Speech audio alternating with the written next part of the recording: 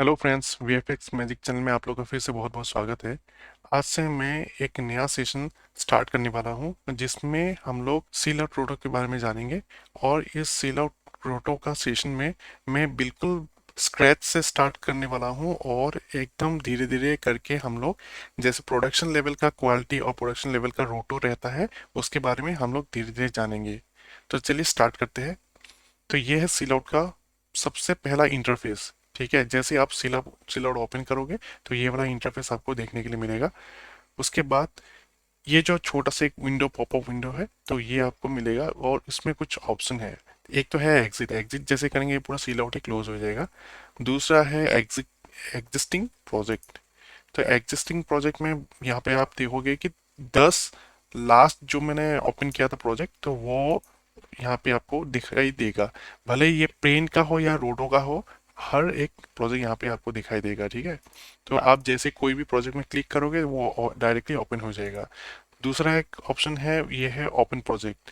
तो ये जैसे ओपन प्रोजेक्ट करेंगे तो सीधा ओपन कर सकते हो। एक है न्यू प्रोजेक्ट।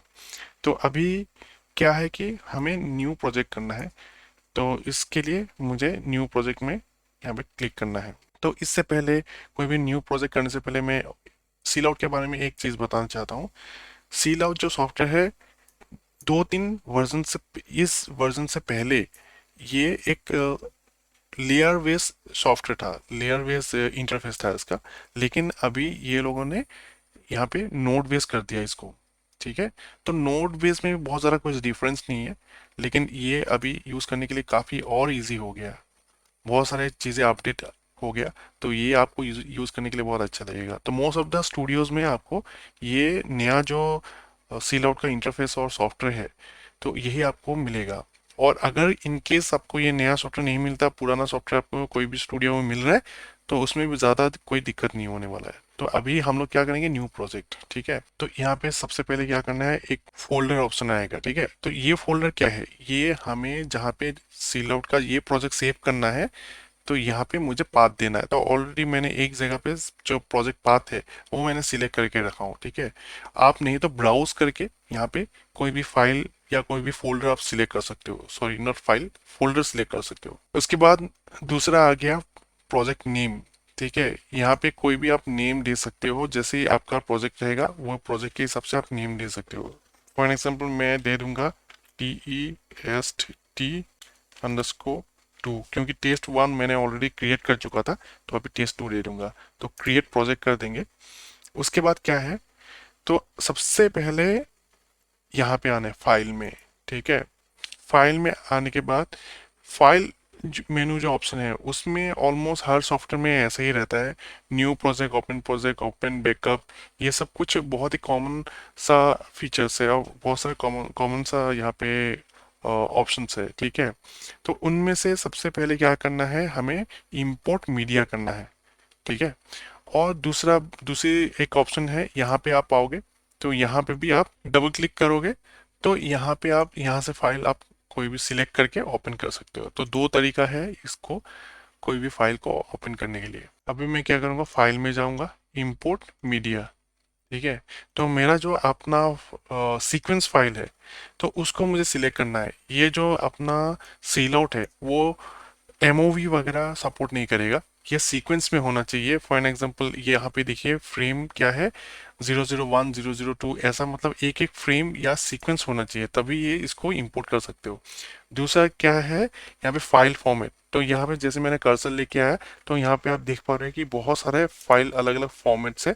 तो इसी फॉर्मेट में हम लोग इंपोर्ट कर सकते हैं। इसके बदली कोई भी फॉर्मेट रहेगा तो ये इंपोर्ट नहीं होगा, ये आप ध्यान जरूर देना। ठीक है, तो आप जो फुटेज को यहाँ पे इंपोर्ट करना चाहते हो आप यहाँ पे देख लेना कि आपका जो एक्सटेंशन है, जो अपना ये है फाइल फॉर्मेट है, यहाँ पे अवेलेबल है कि नहीं। ठीक है, नहीं तो ये इंपोर्ट नहीं होगा, ये आपको ध्यान देना है। तो जैसे ही आपने सिलेक्ट किया उसके बाद हमें क्या करना है, यहाँ पे ओपन करना है। ठीक है, तो जैसे मैंने ओपन किया, यहाँ पे देखो एक छोटा सा थंबनेल आ रहा है। और इस थंबनेल को मैं क्या करूँगा, दो ऑप्शन है इसको मुझे व्यू करने के लिए। एक तो है यहाँ पे ड्रैग एंड ड्रॉप कर सकते हैं। ठीक है, ऐसे। ड्रैग एंड ड्रॉप जैसे ही करूंगा यहाँ पे न्यू सेशन आ जाएगा, तो मैं अभी के लिए इसको क्लोज कर देता हूँ। दूसरा क्या ऑप्शन है, सेशन में जाएंगे और यहाँ पे न्यू सेशन करना है, कंट्रोल एन। तो दोनों ही सेम है, तो ये सेशन का नाम भी मुझे देना पड़ेगा। ठीक है, तो इस सेशन का नाम आप कुछ भी रख सकते हो। तो मैं अभी रोटो पिलर लिख दिया। यहाँ पे कुछ टेम्पलेट्स है, ठीक है। तो अगर इससे पहले वाले, या अगर फर्स्ट टाइम आप ओपन कर रहे हो सील आउट, तो यहाँ पे नन में रहेगा, ठीक है, टेम्पलेट नन में रहेगा। और नहीं तो ये आप बाय डिफॉल्ट कोई भी जो रोटो है, पेंट है, या कॉम्पोजिट है, या रोटो प्लस पेंट, आपको कौन सा चीज़ के लिए ये सील आउट का यूज़ करना है, तो उसको यहाँ से टेम्पलेट सिलेक्ट कर सकते हो। टेम्पलेट कुछ भी नहीं है, अगर इन केस आप गलती से नन भी रख देते हो तो कोई दिक्कत नहीं है, कोई भी नोड हम लोग बाद में ऐड कर सकते हैं। ठीक है, तो अभी के लिए मुझे रोटो करना है, तो रोटो में सिलेक्ट करूंगा। वर्क स्पेस, वर्क स्पेस में यहाँ पे देखते हैं, तो वर्क स्पेस में भी अलग अलग यहाँ पे व्यूइंग के लिए अलग अलग इंटरफेस आपको मिलेगा। तो ये आपके हिसाब से यहाँ पे कोई भी चूज कर सकते हो। आपके पास अगर डुअल मॉनिटर है तो यहाँ पे डुअल मॉनिटर का ऑप्शन भी आप यहाँ पे चूज कर सकते हो। ठीक है, उसके बाद फॉर्मेट, फॉर्मेट तो ये आपका जो फुटेज का फॉर्मेट है यही हमें यहाँ पे सिलेक्ट करना है। यहाँ पे कुछ भी हमें चेंज नहीं करना है। उसके बाद साइज हो गया, pixel aspect ratio, duration, duration मतलब ये 559 फ्रेम्स का है। और एफपीएस, मेरा जो फुटेज का एफपीएस है, तो ये अपने आप आ जाएगा। ये शॉर्ट टू शॉर्ट डिपेंड करता है। ये बहुत सारे शॉर्ट में एफपीएस कम भी रहता है, जैसे कि usually most of the movies में 24 FPS ही चलता है, तो यहाँ पे 24 FPS हमें मिल जाएगा। लेकिन ये जो मेरा फुटेज है ये 30 FPS का है, तो मैं यहाँ पे चेंज नहीं करूँगा यहाँ पे। तो उसके बाद है बीट रेट, तो बीट रेट ये बाय डिफॉल्ट आ रहा है 8 बिट है, तो ये भी मैं चेंज नहीं करूँगा। ठीक है, यहाँ पे आपको चेंज करना भी नहीं है। उसके बाद ओके हिट करना है। तो जैसे ही मैंने ओके हिट किया, आप देख पा रहे हो फुटेज आ चुका है, राइट। तो यहाँ पे नॉर्मली एक जैसे कोई भी सॉफ्टवेयर में आपको मिलता है प्ले, स्टॉप, नेक्स्ट फ्रेम और ये एंड, ये सब आपको यहाँ पे मिल जाएगा। उसके बाद है ये स्टार्ट फ्रेम और ये है एंड फ्रेम। ठीक है, उसके बाद ये जो है कौन सा करंट फ्रेम है यहाँ पे आपको दिखाई देगा। फॉर एन एग्जांपल मुझे 100 नंबर फ्रेम में जंप करना है, तो यहाँ पे मैं क्लिक कर दूंगा, तो यहाँ पे 100 नंबर फ्रेम में अपने आप जंप हो जाएगा। कोई भी फ्रेम में, पर्टिकुलर फ्रेम में आपको जाना है, यहाँ पे टाइप करना है, तो यह सीधा उसी फ्रेम में, फॉर एग्जाम्पल 300 नंबर फ्रेम में जाना है, तो यहाँ पे 300 टाइप कर देंगे, तो यहाँ पे जंप होके 300 में आ जाएगा। ठीक है, आपको अगर ये फ्रेम रेंज लॉक करना है, फॉर एग्जाम्पल मुझे 100 के बाद ही ये स्टार्ट करना है, तो जैसे ही मैं 100 कर दूंगा ये 100 में, तो देखिए यहाँ पे 100 से ये स्टार्ट होगा अभी। लेकिन मेरा जो फुटेज है अभी 1 से स्टार्ट है, तो मैं अभी फिर से 1 कर दूंगा, तो देखिए अभी फुल फ्रेम यहाँ पे दिखाई दे रहा है, राइट। तो आप आपके जो फ्रेम रेंज रहेगा, रोटो का फ्रेम रेंज, वो ऐसे ही आप सेट कर सकते हो यहाँ से। उसके बाद यहाँ पे आपको मिल जाएगा एफपीएस, फ्रेम पर सेकंड, राइट। तो ये आप चेंज कर सकते हो। उसके बाद ये प्ले का ऑप्शन रहेगा, ठीक है। यहाँ पे प्ले में एक है लूप, तो कंटिन्यूअस लूप में प्ले होता रहेगा। एक है बाउंस, तो ये बाउंस होता रहेगा। और एक है प्ले वंस, मतलब एक बार प्ले होने के बाद यहाँ पे आके स्टॉप हो जाएगा। तो ये यहाँ से आप चेंज कर सकते हो। अभी आते हैं रोटो के प्रॉपर्टीज में। तो यहाँ पे एक, ये जो अपना पार्ट है, ये अपना नोड यहाँ पे शो करेगा। ये है अपना व्यूइंग का इंटरफेस, और ये है ऑब्जेक्ट लिस्ट। तो हम लोग जो भी रोटो शेप ड्रॉ करेंगे, यहाँ पे ऑब्जेक्ट लिस्ट के अंदर ही ये दिखाई देगा। ठीक है, तो अभी ये रोटो नोड लगा हुआ है, मैं इसको डिलीट कर देता हूँ। तो मैं व्यू, जैसे ही मैंने यहाँ पे क्लिक किया, आप देख पा रहे हो कि यहाँ पे छोटा सा मॉनिटर है, तो ये ब्लू हो गया और ये एक्टिवेट हो गया, मतलब यहाँ से मेरा अभी व्यू हो रहा है। अगर मैं इसको क्लिक करूंगा तो यहाँ पे ये मॉनिटर आ गया, मतलब यहाँ से मेरा व्यूइंग हो रहा है। ये आउटपुट नोड है, ठीक है। अभी मैंने रोटो डिलीट मार दिया, लेकिन यहाँ पे आप देख पा रहे हो कि नीचे देखोगे तो नोड का एक ऑप्शन मिलता है। ये नोड है और एक टाइमलाइन है। नोड में अगर देखेंगे तो यहाँ पे बहुत सारे यहाँ पे नोड मिलेगा आपको, ठीक है। यहाँ पे बहुत सारे नोड मिलेगा। तो यहाँ पे मुझे क्या आना है, सील आउट के अंदर आना है, नोड ग्राफ के अंदर। और यहाँ पे रोटो आपको ऑप्शन मिलेगा, तो रोटो को मैं ऐसे ही ड्रैग एंड ड्रॉप करना है यहाँ के कौन सा लाइन जो है, लाइन के ऊपर। ठीक है, तो जैसे ही मैंने थोड़ा सा एडजस्ट कर दूंगा तो ये देखिए ये जो कनेक्ट है, तो ऐसा कनेक्शन यहाँ पे हो रहा है। तो ये जो यहाँ पे छोटे छोटे कुछ बॉक्सेस जैसा मिलेगा, ठीक है। तो ये है फोरग्राउंड, ये है बैकग्राउंड। तो आप अगर गलती से यहाँ पे बैकग्राउंड में कनेक्ट कर दोगे तो यहाँ पे दिखाई नहीं देगा। तो ये जो लिंक है ये हमें फोरग्राउंड से ही कनेक्ट करना है। तो वैसे ही आउटपुट से भी आपको यहाँ पे आउटपुट में कनेक्ट करना है। उसके बाद जो नेक्स्ट आता है वो कलर कंपोजिट है, तो वो ये दूसरे काम के लिए यूज होगा। उसके बाद लार्ज वाला जो है ये है अलग अलग ऑब्जेक्ट्स है। उसके बाद चैनल्स है, ये कंपोजिट है, कलर कंपोजिट है, ये अलग अलग ऑप्शंस है। ये इसके बारे में बाद में जानेंगे, ठीक है। तो हमें कनेक्शन के लिए ऐसे ही कनेक्ट करना है, और उसको डिटैच करने के लिए ऐसे थोड़ा सा इसको हिलाना है तो ये डिटैच हो जाता है। और फिर से इसके ऊपर आएंगे तो ये कनेक्ट हो जाएगा। उसके बाद जो मिडिल माउस बटन है उससे हम लोग ये जो नोट है, नोट से उसको मूव कर सकते हैं, इसको पैन कर सकते हैं, ठीक है। इसके ऊपर क्लिक करने से नहीं होगा, इसके साइड में थोड़ा सा करके उसको पैन कर सकते हैं। इन केस हम लोग गलती से इसको अलग कर दिया, मतलब अलग जगह चले गए हम लोग, तो यहाँ पे एक छोटा सा एक जूम इन ऑप्शन है, तो यहाँ पे जैसे क्लिक करेंगे तो फिर से नोड अपीयर हो जाएगा, ठीक है। उसके बाद फिर से आते हैं रोटो प्रॉपर्टीज के अंदर। तो रोटो प्रॉपर्टीज में आएंगे इधर, तो यहाँ पे आप देख रहे जो कोई भी नोड के अंदर प्रॉपर्टीज रहता है, ऑप्शन रहता है, यहाँ पे आपको दिखाई देगा। तो हर एक यहाँ पे ऑप्शन के ऊपर मैं डिटेल में नहीं जाऊँगा। तो यहाँ पे ट्रांसफॉर्म, उसके बाद रीसेप, उसके बाद आई के, बी स्प्लाइन, एक्स स्प्लाइन, बहुत सारे बीजियर वगैरह ट्रैक सब यहाँ पे ऑप्शन मिलेगा। हर एक के बारे में अभी बता के फायदा नहीं, जब हम लोग प्रैक्टिकली कोई भी चीज़ का रोटो करेंगे तो इसके बारे में हर एक चीज़ के बारे में डिटेल में हम लोग जानेंगे, ठीक है। तो इस साइड का जितने भी ऑप्शन है उसके बारे में हम लोग जान चुके हैं। उसके बाद है यहाँ पे आउटपुट, रोटो और कैमरा, ठीक है। तो ये कुछ ऑप्शंस है, तो इसके बारे में भी हम लोग जानेंगे बाद में जब हम लोग रोटो करेंगे। उसके बाद व्यू, तो व्यू भी बहुत काफ़ी इंपॉर्टेंट ऑप्शन है। तो ये है व्यू, मतलब ये अभी हम लोग देख रहे हैं आउटपुट से, तो हम लोग को कभी कभी ये जो व्यू है वो चेंज करना पड़ता है, ठीक है। तो लेकिन अभी बाय डिफॉल्ट आउटपुट है तो हम लोग आउटपुट में रखेंगे। उसके बाद है अपडेट। ये अपडेट ऑलरेडी डिफॉल्ट जो ऑप्शन है वो ड्रैग है, ठीक है। मतलब जैसे हम लोग ड्रैग करेंगे तो ऐसे ये फुटेज को प्ले कर सकते हैं। लेकिन यहाँ पे अगर हम लोग चेंज करते हैं रिलीज, ठीक है, जैसे मैं ये इसको रिलीज करूंगा तब ये यहाँ पे अपडेट दिखाएगा। मैं जब तक ये मैं प्ले कर रहा हूँ यहाँ पे कुछ भी अपडेट आपको फुटेज में नहीं मिलेगा। जैसे मैं रिलीज करूंगा तब ये अपडेट दिखाएगा। उसके बाद है ये एस्पेक्ट रेशियो, ठीक है। तो फॉर एन एग्जाम्पल आपका फुटेज जो है वो 4K फुटेज है, ठीक है। तो उसको थोड़ा सा उसका लाइट वर्जन करने के लिए यहाँ पे only for viewing, not for the only for checking purpose, आप लोग यहाँ पे उसका जो aspect ratio, pixel aspect ratio जो है वो यहाँ पे चेंज करके आप देख सकते हो।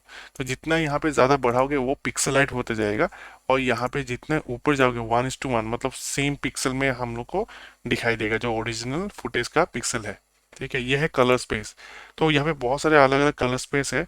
तो बाय डिफॉल्ट यहाँ पे sRGB है, तो यहाँ पे आपके शॉट के हिसाब से अलग अलग कलर स्पेस भी यूज कर सकते हो। उसके बाद एक इम्पोर्टेंट चीज़ है LUT, ठीक है। यहाँ पे तो LUT आपको यहाँ पे नहीं मिल रहा है क्योंकि हम लोग अभी होम सिस्टम में इसको यूज कर रहे हैं। लेकिन जैसे ही आप कोई भी प्रोडक्शन हाउस में जाओगे तो उसका खुद का LUT रहेगा, ठीक है।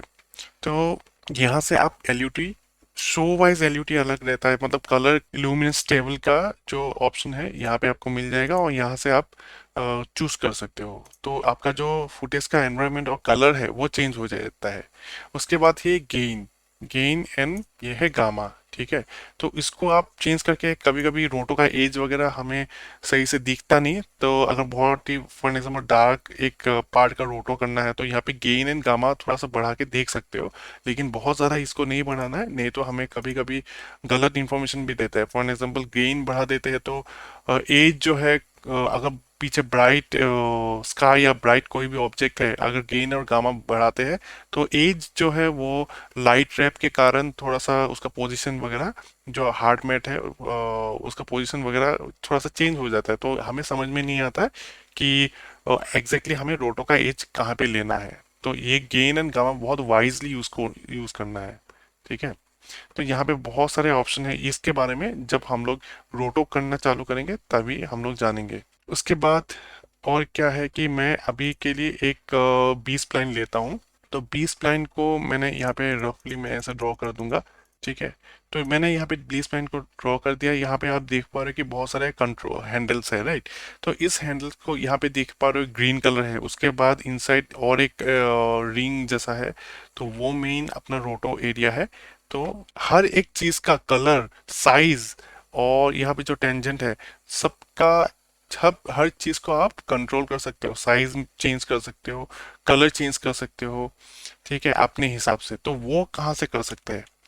तो वो करने के लिए हमें क्या करना है, फाइल में जाना है और प्रेफरेंस में जाना है। ठीक है, तो ये बहुत ही एक बहुत बड़ा चैप्टर है।